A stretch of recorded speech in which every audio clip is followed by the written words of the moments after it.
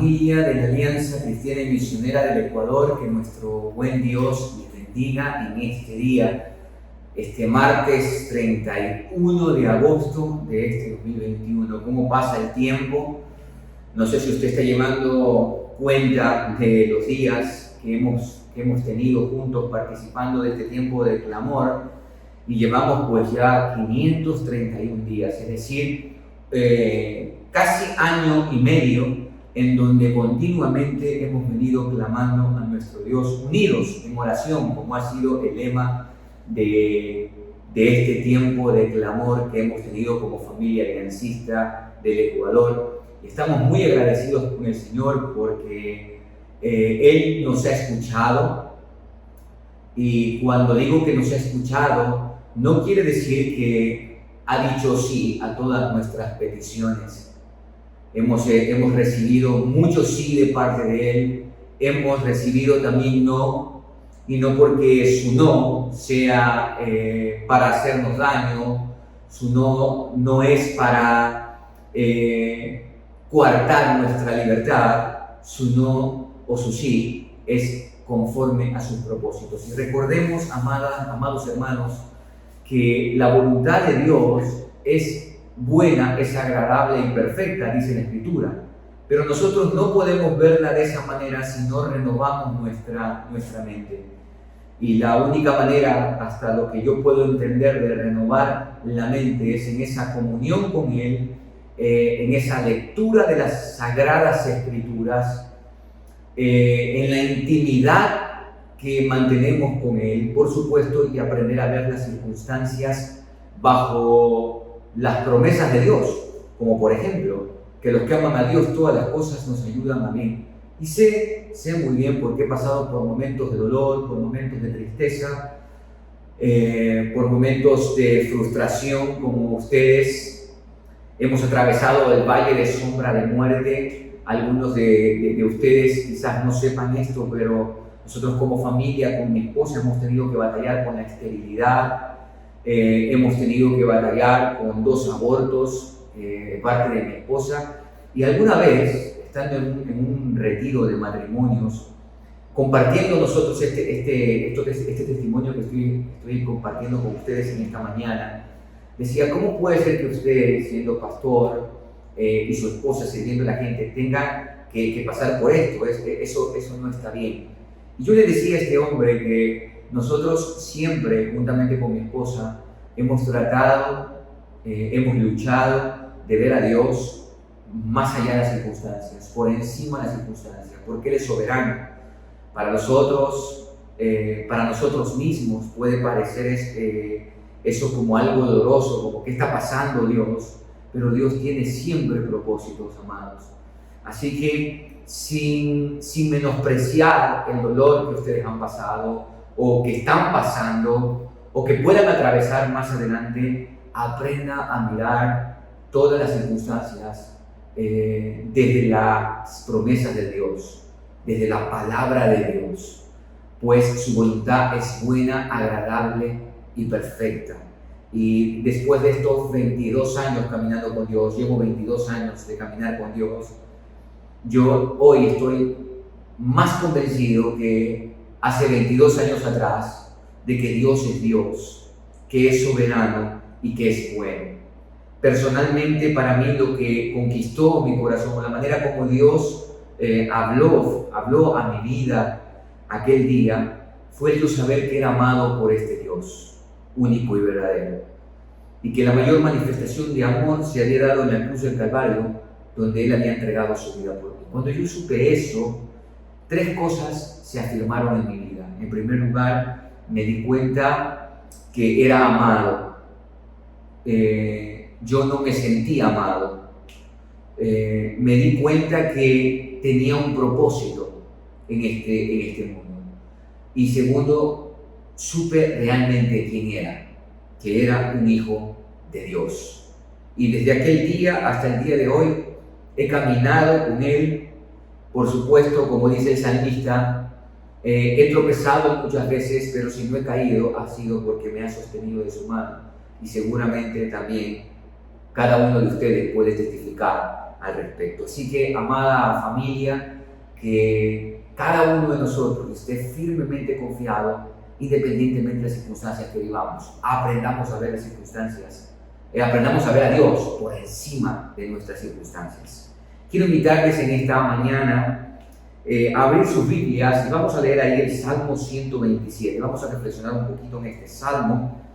Y dice la palabra del Señor: si el Señor no edificare la casa, en vano trabajan los que la edifican.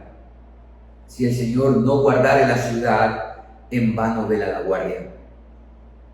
Por demás es que os levantéis de madrugada y vayáis tarde a reposar, y que comáis pan de dolores, porque a su amado dará Dios el sueño. He aquí, herencia del Señor son los hijos, cosa de estima el fruto del vientre. Como saetas en mano del valiente, así son los hijos habidos en la juventud. Bienaventurado el hombre que llenó su aljaba de ellos, no será avergonzado cuando hablare con los enemigos en la puerta. Tan solamente este salmo tiene 5 versículos, como usted ve allí. Y no obstante, estos 5 versículos encierran 3 principios muy importantes para tenerlos en cuenta en nuestra vida.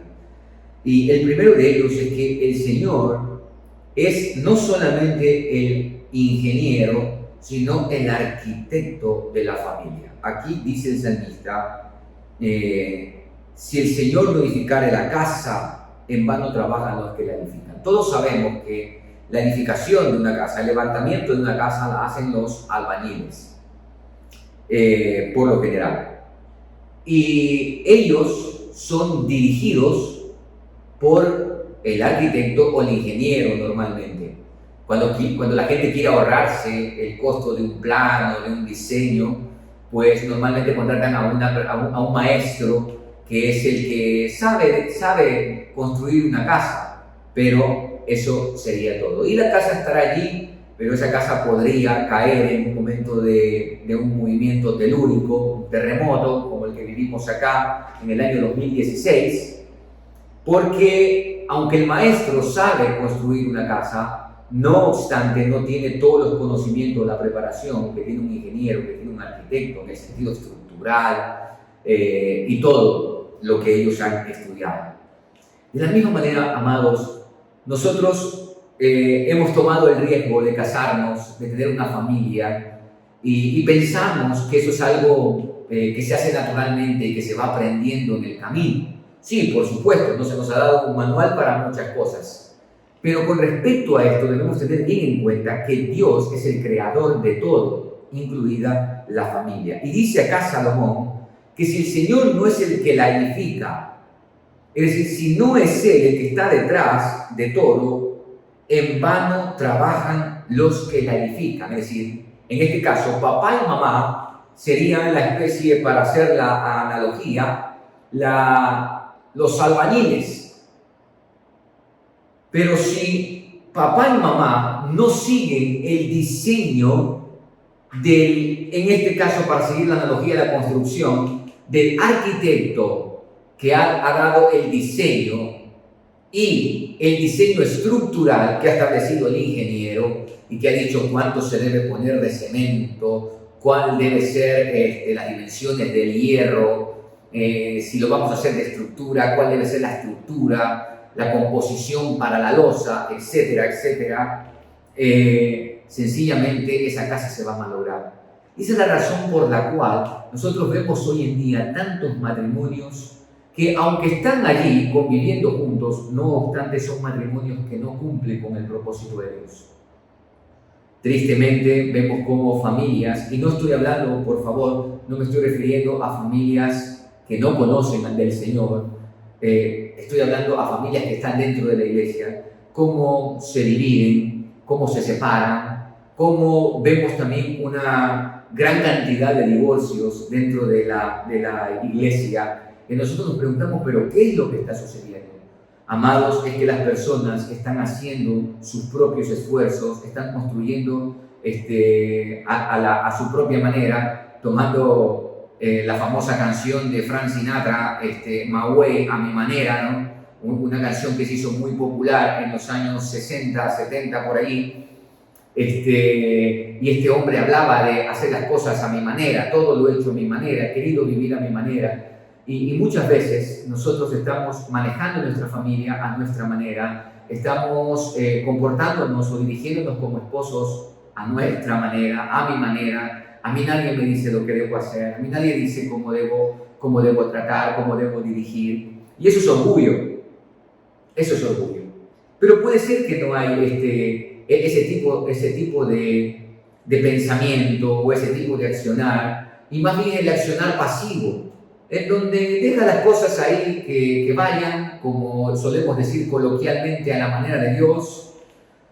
Independientemente de las dos posiciones que asumamos, veremos un hogar, como dice acá, en vano trabajan los que edifican. Gente que se esfuerza, gente que trabaja, hace para sacar adelante la familia, y parece que todo eso se en vano. Pues resulta que cuando más nos hemos esforzado, vamos dejando una estela de dolor, de frustración en el cónyuge, en los hijos. ¿Y todo por qué? Porque no es el Señor el que está edificando nuestro hogar, no es el Señor el que está edificando nuestra familia. Y en medio de esto, Salomón, en el verso 3 y el verso 5, va a continuar hablando de la familia en este primer principio.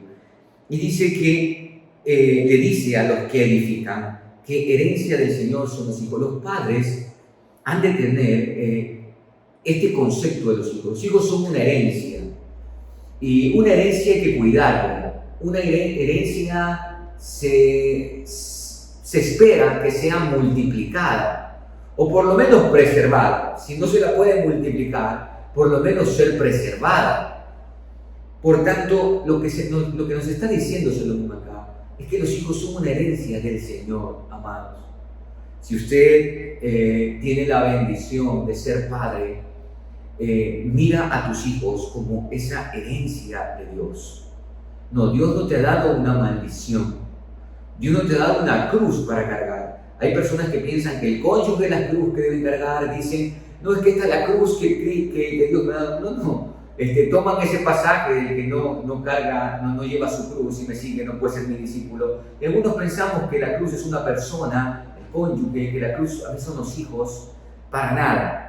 Aquí la palabra enseña que los hijos son herencia del Señor, y el Señor no hereda maldición, el Señor no hereda dolor. Dice el proverbista que Él no añade tristeza a sus bendiciones. Entonces, si los hijos son una herencia, nosotros tenemos que tener en cuenta qué es lo que Dios está diciendo detrás de esto.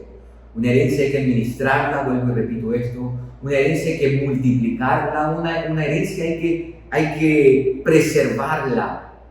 Y está llamando a los padres a hacer esto con los hijos, a involucrarse en los hijos. Tanto como se esfuerzan en el trabajo, tanto como te esfuerzas en el día a día, tanto como te afanas por las cosas que te causen afán, lo primero que debes tener en cuenta, papá, mamá, y en lo que tenemos que ser solícitos, es en reconocer que los hijos son una herencia del Señor y que tenemos que invertir en ellos.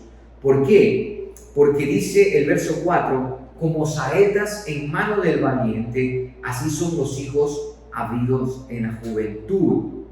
Los hijos son una esperanza de un futuro que seguramente no veremos, o que posiblemente sí lo veremos.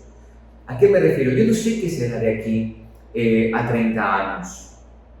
Y como algunos dicen, bueno, por lo general una generación dura 20 años, algunos mencionan que una generación dura 40 años, pero independientemente de esto, yo no sé lo que sucederá aquí a 20 años, pero yo tengo que formar un hijo para que pueda ser de bendición en esos 20 años, a un futuro que posiblemente yo no vea, o que sí lo vea y esté viejo, y él se convierta, o ellos se conviertan en los defensores, como dice el verso 5, la última parte, cuando hablare con los enemigos en la puerta, no será avergonzado. Los hijos son la esperanza de un futuro que no vemos. Durante la pandemia, nosotros acá en Puerto Viejo, yo pedí a mi secretaria, ella es especialista en hacer diseño, y pedí que hiciera a un hombre que está clamando a Dios, diciéndole: Señor, ¿por qué no nos envías una respuesta para esta pandemia? Y el Señor le contesta: los he estado enviando y ustedes los han estado matando, los han estado asesinando. Sí, amados. ¿Por qué? Porque algo que tenemos que tener en cuenta hoy, como dice el verso 3, cosa de estima es el fruto del vientre. Todo niño, todo bebé, todo gestante que está en el vientre, tiene un valor intrínseco. Y ese valor intrínseco es que lleva la imagen y semejanza de Dios. No es una cosa. El problema de este tiempo que vivimos es que se está cosificando al ser humano y se está personalizando a los animales. Es terrible. Y discúlpenme si hiero susceptibilidades, porque aún entre cristianos esto pasa, que los animales han llegado a cobrar una especie de personificación. Se les celebra cumpleaños, se los viste, entre otras cosas. Y no estoy diciendo, por favor, que hay que maltratar al animal. El gran problema es que se está cosificando al ser humano. El ser humano ha pasado a tomar el lugar de una cosa, a tal punto que el vientre se nos dice que eso no es un ser humano, no es una persona, es un producto. Terrible la situación. La Biblia no dice eso. La Biblia dice que cosa de estima es el fruto del vientre. Amados, Dios no hace basura. Yo le decía, contándole un poquito mi testimonio, que yo pensaba que nadie me amaba. Tenía un muy bajo concepto de mí mismo, complejos, entre otras cosas. Pero cuando descubrí que era amado y que tenía propósito, eso me dio un valor a mi vida, como nunca antes lo había experimentado. Y más aún cuando yo descubrí que Dios no hace basura y que cada ser humano en este mundo tiene un propósito. Padres queridos que están escuchando, los hijos son la esperanza de un futuro que usted posiblemente vea o posiblemente usted no vea. Ahí están los nuevos ingenieros, los nuevos arquitectos, los abogados éticos, quizás un gobernante ético que traiga una respuesta para una sociedad en crisis. Posiblemente un médico, un científico, qué sé yo, un cantante que componga un cántico espiritual, un himno, una canción que agrade el oído, una canción que exalte el amor y todas las virtudes del amor, entre otras cosas. Un cineasta que lleve una propuesta de película que haga reflexionar al hombre, no estas vulgaridades y tantas cosas que proyecta Hollywood. Amados, nosotros, recuerden, somos la luz y la sal de la tierra.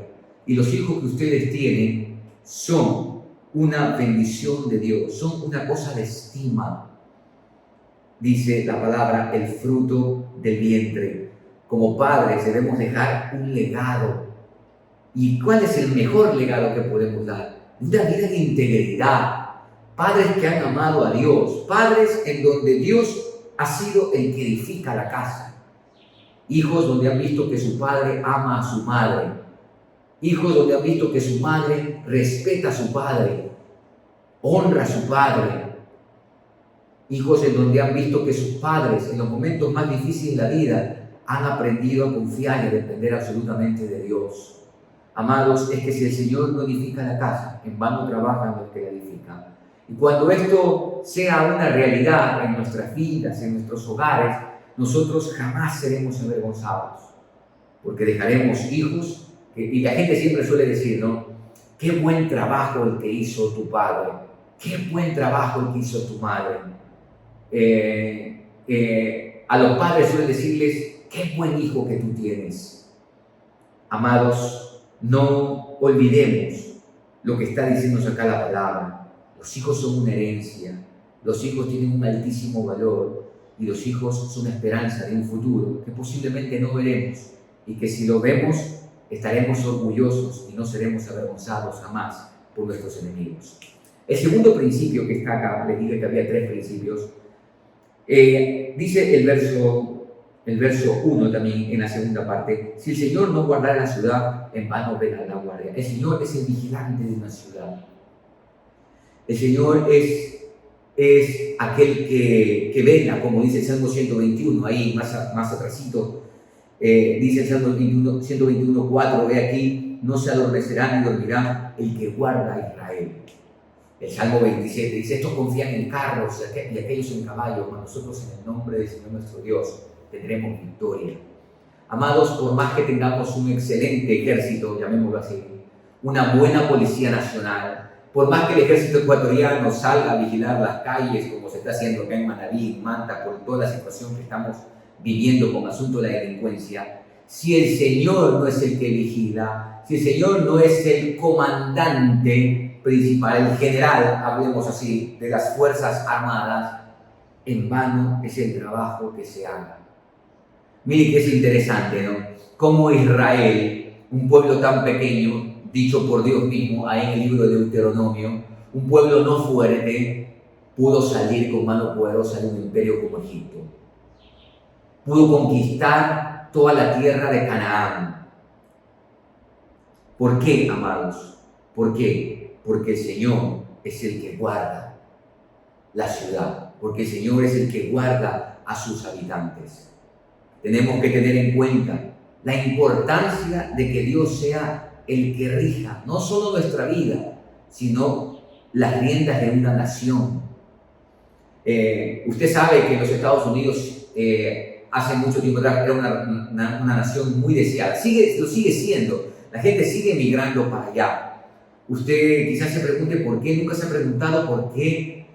Bueno, porque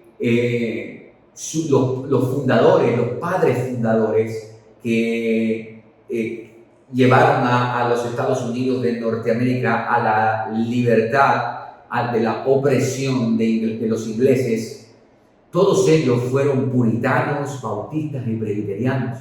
Y la Constitución de los Estados Unidos y también la Carta de los Derechos Legales, las famosas enmiendas, usted ha escuchado primera enmienda, segunda enmienda, quinta enmienda. Si usted se pone a leer un poquito al respecto, va a darse cuenta que todos los principios que están ahí son bíblicos.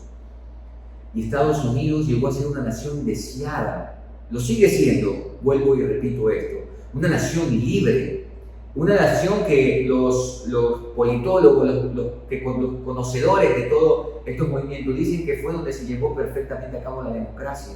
Democracia que hoy está en riesgo por muchísimos factores internos de la nación. Hoy en día Estados Unidos es como imperio la nación más endeudada. Por supuesto, esa deuda la pagamos todos, ¿no? Incluido el Ecuador. No estoy acá para hablar aspectos como eso, pero lo que sí quiero resaltar es lo que está mencionando el texto, que si el Señor no es el que rige una ciudad, el que cuida, el que guarda, en vano es todo el trabajo que se haga. Pues no es en nuestras fuerzas, para nada, sino en las de Él. Y el tercer principio que está mencionado aquí, dice allí el verso 2, por demás es que os levantéis de madrugada y vayáis tarde a reposar, y que comáis pan de dolores, pues que a su amado dará Dios el sueño. El Señor es el todo sustentador. ¿Todo sustentador de qué? De todo lo que necesitamos en la vida y para la vida. Él es el todo sustentador. Usted recuerda cuando Jesús ahí en Mateo, en el Evangelio de Mateo, recoge estas palabras, que la gente se afana por muchas cosas, se afana por la comida, por el vestido, por la bebida, es decir, por las necesidades básicas. Y pensamos y hacemos del trabajo una especie de Dios. Muchos hacen del trabajo una especie de Dios. Hay gente que ni siquiera tiene un día de descanso. Trabaja porque piensa que esto hay que hacerlo y que esto es el todo de la vida. Bueno, amados, aquí vemos, dice que por demás estos levantéis de madrugada y vayáis tarde a reposar. Es decir, imagínense, levantarse de madrugada y estar todo el día trabajando. Y aún en el tiempo que se tiene de sueño, no descansar, no dormir, porque se está pensando en lo que hay que hacer más adelante. Si eso es vida, discúlpeme, pero creo que eso es una de las mayores esclavitudes contemporáneas. Ya no vivimos una esclavitud mayormente en Occidente, pero la esclavitud tiene otra manera de mostrarse. Y es que hoy nos hemos esclavizado y estamos trabajando y trabajando, pero somos menos efectivos. Hay tantas familias destruidas, como lo acabo de decir, porque hemos olvidado que todo lo que necesitamos para la vida y en la vida depende exclusivamente de Dios. Sola y únicamente de Él. Y con esto no estoy diciéndole, amados hermanos, que no hay que trabajar. Jesús dijo, mi Padre hasta ahora trabaja y yo trabajo.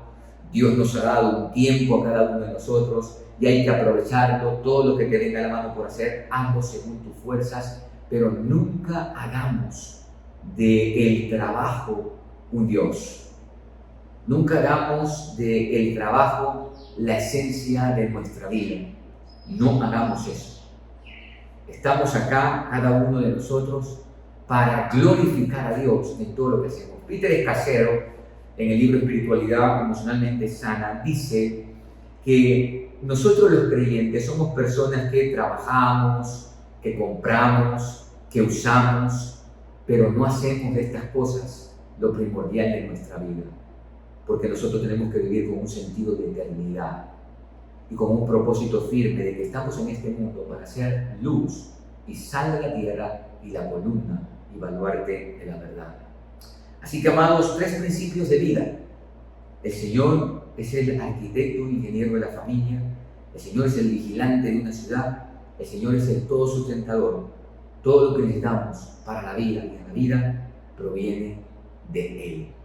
Que nuestro buen Dios les bendiga y que estos principios no solamente usted los memorice. Es bueno memorizar. Es importante meditarlos. En todo este día medítelos, piénselos. Luego encárnelos en su vida, es decir, póngalos en práctica para que se encarnen en su vida. Cuando uno quiere tener una buena salud, una buena condición física, uno tiene que practicar, hacer ejercicio. Y en ese hacer ejercicio, usted va a tener una buena condición física. De la misma manera, si usted quiere que estos principios se encarnen en su vida, usted ha de practicarlos día tras día. Vamos a orar. Padre, muchas gracias por tu palabra en esta mañana. Maravilloso es saber que todo, absolutamente todo, depende de ti, Señor. Todo, como decía Salomón también, todo lo has hecho hermoso en tu tiempo. Y qué importante es considerar a través de este salmo que todo en la vida proviene de ti. Señor, que tengamos en cuenta que tú no solamente eres el creador de la familia como tal, familia que, dicho sea de paso, está siendo tan vulnerada en estos tiempos. Hoy se nos pretende decir a nosotros que la familia como la concebimos, o no como la concebimos, como tú la has creado, le llaman la familia tradicional. Eso es una tradición. No, Señor, el mundo está muy equivocado, las personas están muy equivocadas. Eso no es una tradición. Una tradición puede ser el que cocinemos, el que hagamos la comida en hornos de leña, porque tradicionalmente así se hacía. Pero acá no estamos hablando de tradición. Esto es principio. Esto es diseño. Esta es la verdad, la única verdad. Es como si queramos decir que tradicionalmente el ser humano tiene la cabeza en la parte superior y las piernas en el inferior, pero ahora puede llevar también la cabeza en la parte inferior y los pies en la parte superior. Señor, es como decir que tradicionalmente el ser humano ha caminado con los pies, pero ahora puede caminar con las manos. Y ahora un grupo de personas pues van a comenzar a caminar solamente con las manos, cabeza abajo. ¿Cuánto tiempo durarán? ¿Cuánto tiempo podrán realizar sus actividades con los pies? ¿Podrán escribir con los pies? ¿Podrán hacer? Señor, vivimos tiempos de locura, pero aquí está el principio absoluto de tu palabra. Ayúdanos, Señor, a practicarlos y a vivirlos. Tú eres el arquitecto y el ingeniero de la familia. Tú eres el vigilante de una ciudad. Por más que salgan todas las Fuerzas Armadas a vigilar, si tú no eres, Señor, el comandante en jefe, en vano vela la guardia, dice tu palabra. Porque tú eres el que guarda, tú eres el que no te adormeces. Y tú eres, Señor, el todo sustentador. Todo lo que nosotros necesitamos en la vida y para la vida proviene de ti. Y que tengamos estos principios muy firmemente en nuestra mente, los meditemos y los pongamos en práctica para que los encarnemos. Gracias, Padre, por hablarnos también de lo que son los hijos. Y aquí en esta mañana vemos padres, vemos hijos. Ayúdanos a tener en cuenta el valor que representa cada hijo desde que está en el vientre.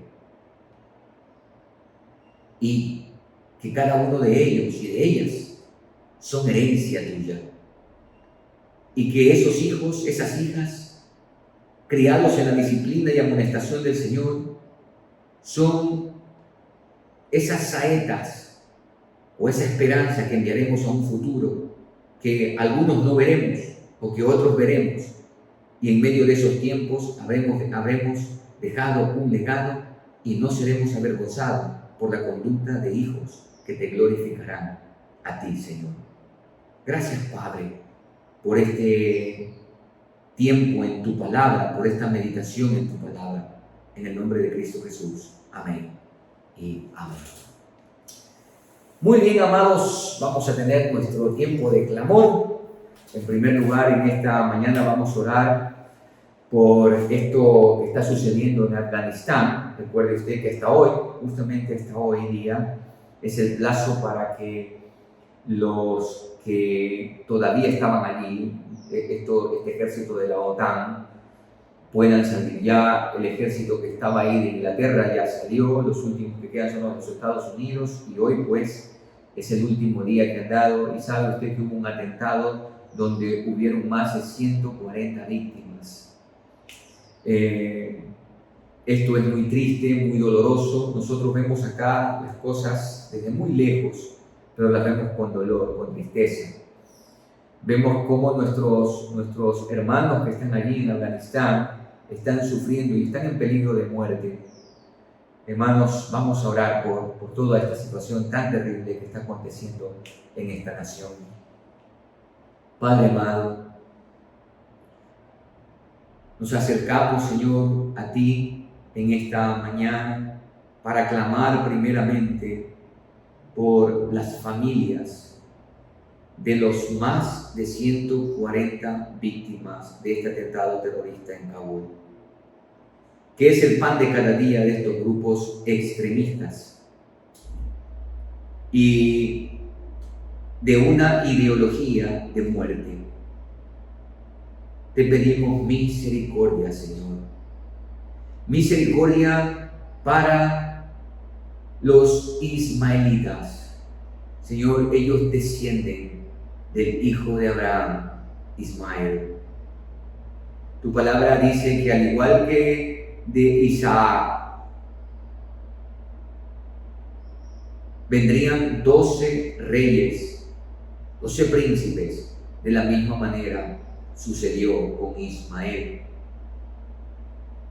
Y allí, Señor, vemos a ese Ismael que es un hombre fiero, que todos serán contra él y él contra todos. Y vemos esta realidad hasta el día de hoy. Pero, Señor, tú prometiste que bendecirías a Ismael y a la generación de Ismael. Oramos para que ellos lleguen a conocer a Jesucristo. Y al igual que los descendientes de Isaac, y al igual que nosotros, aquellos que hemos sido añadidos al olivo silvestre, lleguen a conocerte a ti, el único Dios verdadero, y a Jesucristo, a quien tú has enviado. El Dios verdadero no es Alá, y el profeta enviado no es Mahoma, El Dios verdadero eres tú, que se encarnó en la persona de tu Hijo, el Señor Jesucristo, y vino y murió por ellos. Dios no nos manda a quitar la vida. Dios dio su vida para dar vida a los que estaban muertos en delitos y pecados. Señor, pedimos por nuestros hermanos que están allá para que tú los guardes. Y si en tu voluntad es que ellos sean mártires en el estricto sentido de la palabra, Señor, fortaleza para las familias, para las viudas, para los huérfanos. Señor, glorifica tu nombre en medio de tal persecución, pues es en la persecución donde por la historia vemos que tu nombre era exaltado con mayor énfasis. Dale de nuevo, glorifícate, Señor, en esta parte del mundo. Los ponemos en tus manos, en el nombre de Cristo Jesús. Amén y amén. Hermanos, vamos a orar por el trabajo que se está realizando en la agricultura, que nuestro buen Dios siga preservando la vida de quienes realizan esta labor diariamente. Nosotros esto lo hemos dicho en varias ocasiones, que el Ecuador es un país muy rico y su riqueza, más allá de la minería, el petróleo, está en la tierra, la agricultura, amados, en la agricultura. Y oremos para que el gobierno preste mucha atención a esto y cree fuentes de inversión. A nuestros agricultores hay que ayudarles a darle valor agregado a esos productos. Y que cree las condiciones para que puedan mejorar en tecnología, buenos caminos vecinales, buenas políticas también, necesitamos buenas políticas, de tal manera que se le pueda dar el valor agregado a nuestros productos que son maravillosos, y también las oportunidades para exportarlos. Así que vamos a orar por esto. Señor, queremos rogarte ahora por todas las personas que están involucradas en la agricultura. Gracias por sus vidas. Gracias por la labor que realizan diariamente, Señor. Si hay algo que decíamos durante la pandemia es que fueron los agricultores los que evitaron que el Ecuador se muriera de hambre, por hablar humanamente. Sabemos que tú detrás de todo, Señor. Y creo firmemente que en este sector está la riqueza de nuestro país. Oro para que el gobierno central no sea simplemente una cuestión de demagogia. Ofreció para la agricultura hacer excepciones arancelarias para tecnología. Señor, hay una preocupación latente en este sector por el contrabando también. Y oramos para que el gobierno tenga políticas que ayuden a incentivar a los agricultores, capacitarlos para que puedan dar valor agregado a sus productos, crear relaciones comerciales para que los productos ecuatorianos puedan estar en las perchas de otras naciones del mundo. ¿Por qué no, Padre, si tenemos productos riquísimos que tú nos has concedido? Oramos por esto, Señor. Lo ponemos en tus manos. Tú has bendecido esta tierra. Danos, Señor, también, juntamente con esto, gobernantes que sean éticos y que no usen la posición para llenar sus bolsillos personales, sino en el estricto sentido de la palabra, sean servidores del pueblo. Ponemos esto en tus manos, Señor, en el nombre de Cristo Jesús. Amén y amén. Dice la primera carta a Timoteo, ahí en el capítulo 2, que el deseo de Dios es que todos los hombres sean salvos y lleguen al conocimiento de la verdad. Hermanos, en este tercer tiempo vamos a orar para que los ecuatorianos tengan un encuentro personal con el Señor Jesucristo.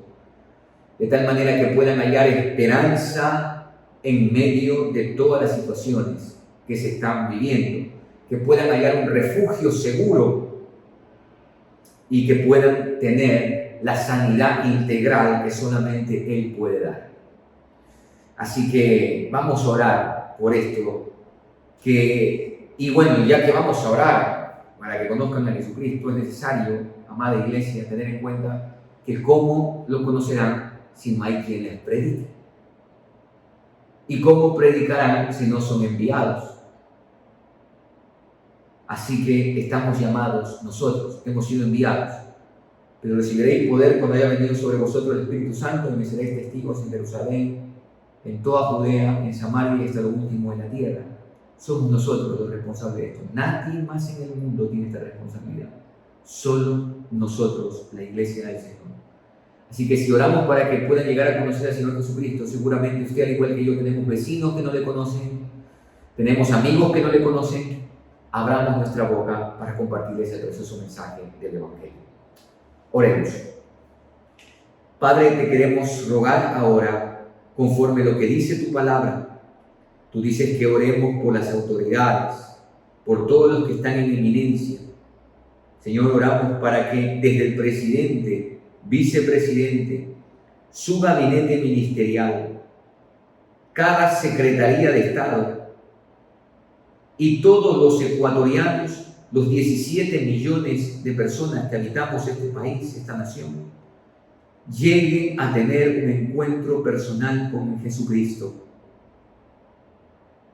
Padre, esa experiencia única y que transforma la vida y la realidad de la vida sea sobre cada persona.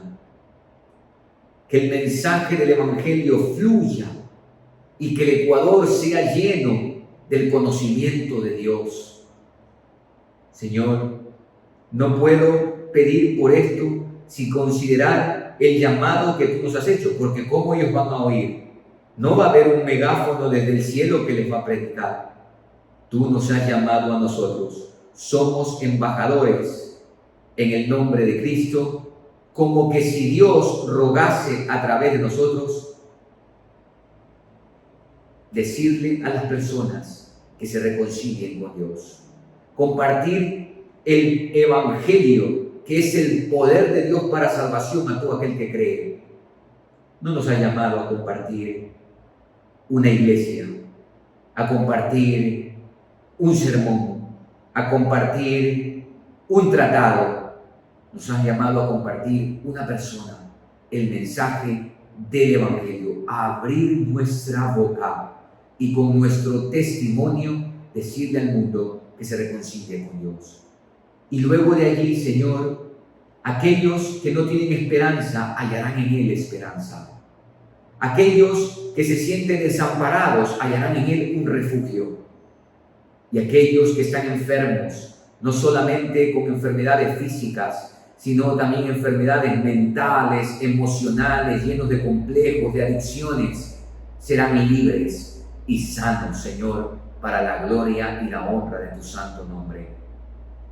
Te pedimos todo esto en el nombre de Jesús. Amén y amén. En este cuarto tiempo, hermanos, vamos a orar por la economía del país y la propuesta, ¿sí?, del presupuesto general del Estado. Usted seguramente escuchó las noticias y sabe que ese presupuesto que fue entregado a la Asamblea tiene un déficit de 5.000 millones, nada más y nada menos. Según el gobierno, no va a poner más impuestos. Esperemos que sea así. Dice Proverbios, justamente hoy en la mañana leía Proverbios, que menciona que la nación que impone más intereses a sus ciudadanos va hacia la pobreza. Interesante. Así que, hermanos, oremos por este presupuesto que ya se envió a la Asamblea para su aprobación. Oremos las contribuciones que en ese presupuesto son destinadas para la salud y para la educación, y también esto se ha visto afectado porque si bien es cierto el presidente ofreció becas, que no iba a tocar esto, pero a la postre parece que no va a ser así. Amados, es de entender, no estamos o no conocemos la realidad financiera del país. No sé cuántos de ustedes conocen la realidad financiera del país, cuánto tenemos en reserva, cuánto es el porcentaje de la deuda pública frente al Producto Interno Bruto, entre otros temas. Y por eso a nosotros nos hace bien no hablar por hablar, hablar con bases, y si no tenemos esas bases, dedicarnos, como dice la Escritura, sosegadamente a la oración. Ese es nuestro llamado y vamos a orar por esta situación. Padre amado, queremos rogarte ahora por la economía en nuestro país, que está en una situación bastante complicada. Y no solamente la economía de nuestro país, Señor, es de todo el mundo. La desestabilización de las naciones a causa de la pandemia es evidente. Por supuesto, aquellas naciones que tenían buenas reservas, su situación es muy distinta. Pero Padre, todo esto contribuye a un debacle de toda nación para que en algún momento surja el misterio de la iniquidad, dice tu palabra, que según Pablo ya en su tiempo estaba en acción, pero no se manifestaba plenamente en la persona del inicuo, como dice la palabra, del falso Cristo, el falso profeta, el que abandera todo esto. Padre, hemos visto con tristeza cómo las economías colapsan, hemos visto con tristeza también la corrupción imperante en nuestra nación. Y oramos, Señor, ahora por ese presupuesto que tiene este gobierno, que tiene 5.000 millones de déficit, y te pedimos, Señor, por cada una de las partidas presupuestarias para las diferentes necesidades, especialmente en salud y educación. Oramos, Señor, que tú les dirijas y que realmente esos presupuestos lleguen, esos dineros lleguen y no hagan, Señor, lo que han hecho hasta hoy.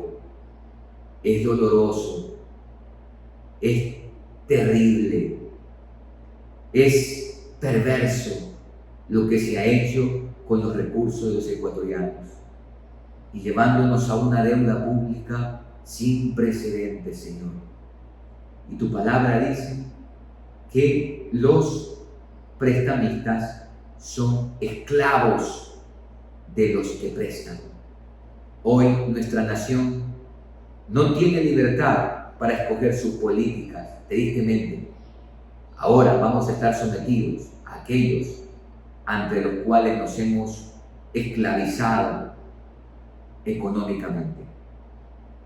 No es de extrañarse que se aprueben leyes como el aborto, matrimonio homosexual y entre otras, pues nos las imponen nuestros acreedores y no podemos hacer nada porque esas son las condiciones.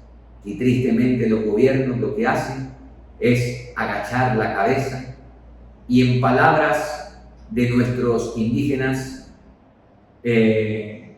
agachar la cabeza y pegue nomás. Esa es la realidad, la triste realidad. Y oramos, Padre, para que este gobierno se dé cuenta de esto y en lugar de endeudar más a la nación, traten de salir de esta situación. Si hemos de tener que abstenernos de algunas cosas, es necesario, pero siempre y cuando se destine para salir de esa deuda inmoral que tenemos con nuestros perversos acreedores que nos imponen sus leyes contrarias a tu palabra. Te lo rogamos en el nombre de Jesús. Amén y amén.